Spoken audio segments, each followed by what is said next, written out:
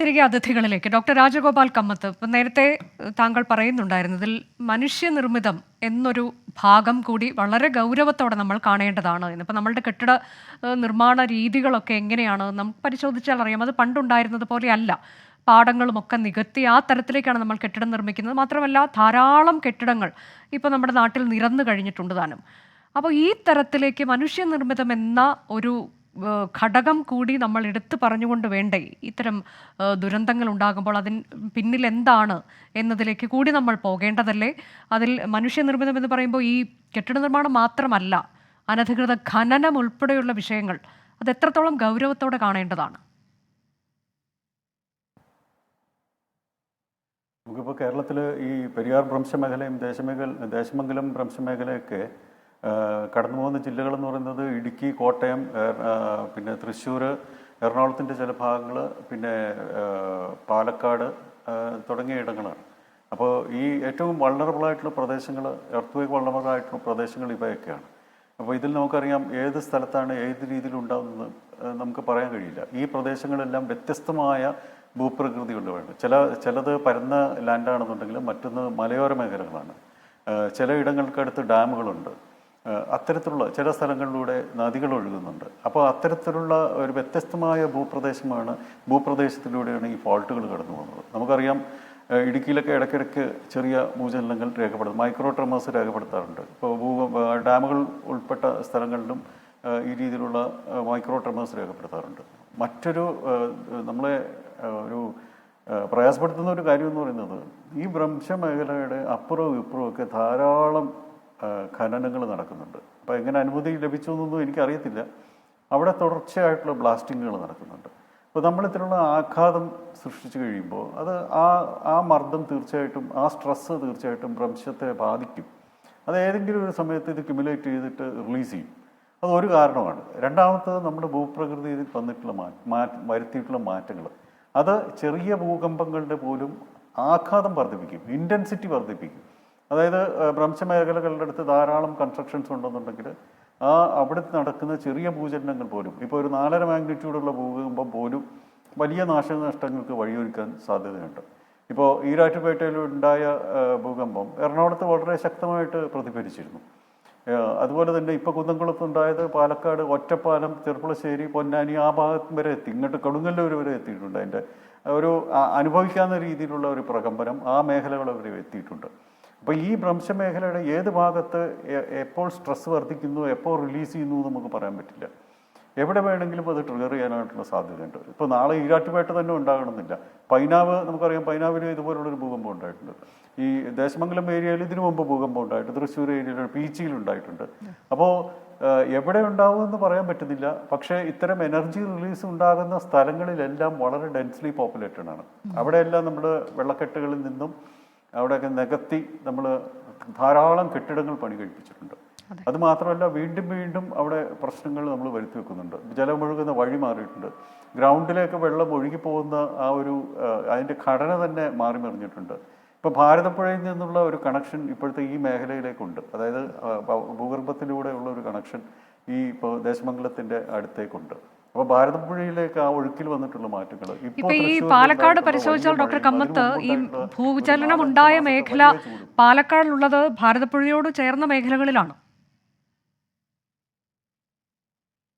അതെ, അതിനടുത്തുകൂടെയാണ് ഈ ദേശമംഗലം ലീനിയൻ. വളരെ കുറച്ച് കിലോമീറ്റേഴ്സ് മാത്രമേ ഉള്ളൂ ഭാരതപ്പുഴ ഒഴുകുന്ന വഴിക്ക് അടുത്തായിട്ട് ഈ ഭ്രംശമേഖല കടന്നു പോകുന്നത്.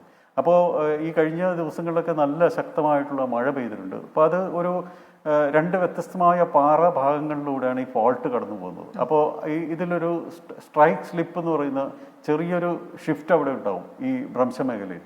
അപ്പോൾ അതിൻ്റെ അഡ്ജസ്റ്റ്മെൻറ്റ്സ് ആണ് ഇപ്പോൾ 2 ഭൂകമ്പങ്ങളായിട്ട് നമുക്ക് അറിയാനത്. അതിൻ്റെ പ്രഭവ കേന്ദ്രം വ്യത്യസ്തമായിരിക്കാം, പക്ഷേ ഇവിടുന്നായിരിക്കും അതിൻ്റെ ഒരു ട്രിഗർ ഉണ്ടാകുന്നത്. ഇത്തരത്തിലുള്ള മേഖലയിൽ നിന്നായിരിക്കും ഒരു ട്രിഗർ ഉണ്ടാകുന്നത്. ഈ ഭൂപ്രദേശം എന്ന് പറയുന്നത് വ്യത്യസ്തമാണെന്നുണ്ടെങ്കിൽ എല്ലാം കണക്റ്റഡ് ആയിട്ടുള്ളതാണ്. അപ്പോൾ ഈ ഭ്രംശമേഖലകൾക്ക് അപ്പുറത്തോ ഇപ്പുറത്തോ, ഭ്രംശത്തിന് അപ്പുറത്തോ ഇപ്പുറത്തോ അല്ലെങ്കിൽ മറ്റേതെങ്കിലും ഒരു 20 കിലോമീറ്റർ ദൂരത്തിലോ ഒക്കെ ഇതിൻ്റെ പ്രഭവ കേന്ദ്രം ഉണ്ടാകാം. കാരണം ആ സ്ഥലത്തായിരിക്കും ഏറ്റവും ദുർബലമായ ഇടം. അവിടെ നിന്നും ഈ എനർജി റിലീസ് ഉണ്ടാകാം. അപ്പോൾ ഈ പ്രദേശങ്ങളിലുള്ളവർ ഒരു 5 മാഗ്നിറ്റ്യൂഡുള്ള ഭൂകമ്പം ഉണ്ടാകാൻ സാധ്യതയുണ്ട് എന്നുള്ളത് മനസ്സിൽ വെക്കേണ്ടത് അത്യാവശ്യമാണ്. ഏത് നിമിഷവും ഉണ്ടാകാം. അപ്പോൾ ഷാലോ എർത്ത് ഈ പറഞ്ഞ പോലെ 7 കിലോമീറ്റർ അല്ലെങ്കിൽ 5 കിലോമീറ്റർ ആഴത്തിലുണ്ടാകുന്ന എർത്ത് അതിൻ്റെ ആഘാതം വളരെ കൂടുതലായിരിക്കും. കാരണം അത് നമ്മുടെ കെട്ടിടങ്ങളെയും മറ്റു കാര്യങ്ങളെയൊക്കെ ബാധിക്കും. ഇപ്പോൾ ലാത്തൂരിലൊക്കെ ഉണ്ടായെന്ന് പറഞ്ഞു. അപ്പോൾ ലാത്തൂരിലെന്ന് പറഞ്ഞാൽ കെട്ടിട നിർമ്മാണം വളരെ ലോലമായിട്ടുള്ള ദുർബലമായിട്ടുള്ള കെട്ടിടങ്ങളായിരുന്നു. അതുകൊണ്ടാണ് ഇത്രയും ജനസംഖ്യ ഇത്രയും പേര് മരിച്ചത്. അത് മാത്രമല്ല അത് പുലർച്ചെ ആയിരുന്നു അത് ഉണ്ടായത്. അതുപോലെ തന്നെ സാധ്യത നമുക്ക് ഇത്രയും ഡെൻസ്ലി പോപ്പുലേറ്റഡ് ആയിട്ടുള്ള ഏരിയയിൽ ആഘാതം ഉണ്ടാകും എന്നുള്ളത് നമ്മൾ മുൻകൂട്ടി അറിയേണ്ടതാണ്. അതിനുവേണ്ടിയുള്ള മുൻകരുതൽ എടുക്കേണ്ടതാണ്. ഇപ്പോൾ നേരത്തെ പറഞ്ഞ പോലെ പക്ഷി മൃഗാദികൾക്കൊക്കെ വളരെ നേരത്തെ തന്നെ ഇത് തിരിച്ചറിയാനായിട്ട് സാധിക്കും. അല്പം കുറച്ച് മുമ്പെങ്കിലും തിരിച്ചറിയാനായിട്ട് സാധിക്കും. അപ്പോൾ അവയ്ക്കെന്ന് പറഞ്ഞു കഴിഞ്ഞാൽ ഈ ഭൂകമ്പത്തിൻ്റെ ഈ കമ്പനങ്ങൾ ഫോർ ഷോക്സ് അല്ലെന്നുണ്ടെങ്കിൽ അതിന് മുമ്പുണ്ടാകുന്ന ചെറിയ ചലനങ്ങളും മാഗ്നറ്റിക് ഫീൽഡ് ഡിസ്റ്റർബൻസും പക്ഷികൾക്ക് അറിയാനായിട്ട് സാധിക്കും. പിന്നെ നമുക്കറിയാത്ത രീതിയിലുള്ള ഈ തരംഗം വായുവിലേക്ക് പരക്കുന്നത് മൃഗങ്ങൾക്ക് അറിയാനായിട്ട് സാധിക്കും. അപ്പോൾ അത്തരത്തിലുള്ള സൂചനകൾ മനസ്സിലാക്കുക എന്നുള്ളതാണ്. പിന്നെ ഈ മുഴക്കങ്ങൾ, കിണറ്റിലുണ്ടാകുന്ന കുമിളകൾ, ചില കിണറുകൾ താഴ്ന്നു പോകുന്ന ചില അവസരങ്ങൾ, അതൊക്കെ ഇതിൻ്റെ ഇതൊക്കെ ഈ അസമയത്താണെങ്കിൽ എന്ത് ചെയ്യുമെന്നൊരു വലിയ ചോദ്യം ഉണ്ടല്ലോ ഡോക്ടർ കമ്മത്ത്.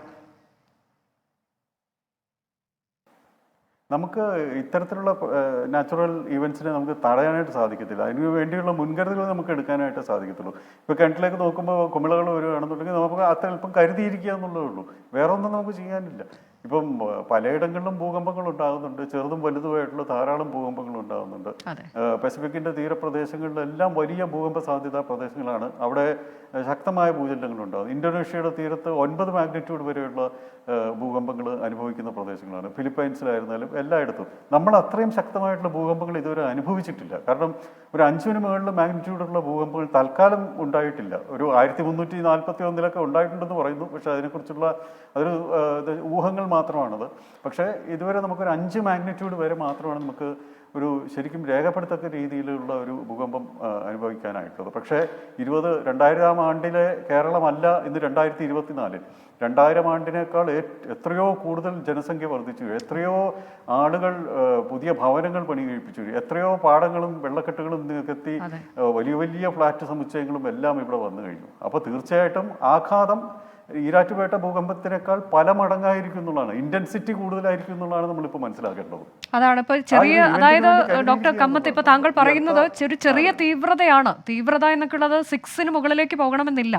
തീവ്രത അതിൽ കുറഞ്ഞാൽ പോലും ഒരുപക്ഷെ ആഘാതം വലുതാകാനുള്ള സാധ്യതയുണ്ട് എന്നാണ് അല്ലേ?